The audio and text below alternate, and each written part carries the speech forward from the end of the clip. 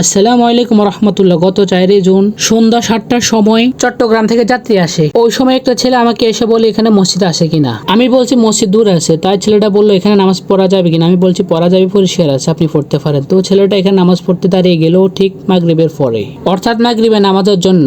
এখানে সব থেকে বড় বিষয় হচ্ছে নামাজ পড়াটা। আমরা অনেক সময় দেখা যাচ্ছে যে ব্যস্ত থাকলে পরবর্তীতে বলি পরে নামাজ পড়ে নেব, কিন্তু এখানে দেখা যাচ্ছে ছেলেটা সময় মতো নামাজ পড়ে নিচ্ছে। পবিত্র কোরআনে সূরা আন-নিসা 103 নম্বর আয়াতে বলা হয়েছে, নিশ্চয় নামাজ মুমিনদের জন্য নির্ধারিত সময়ে ফরজ করা হয়েছে।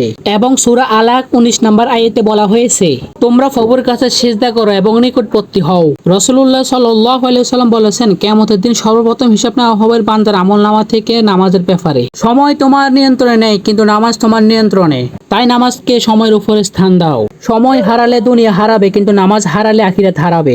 যে নামাজের জন্য দুনিয়াকে কোরবানি দেয়, আল্লাহ তার সময়কে বরকত দান করেন। আসসালামু আলাইকুম। ভাইয়ের নাম কি? জি, আবরার। আপনার ভাই না? জি জি, বাড়ি কোথায়?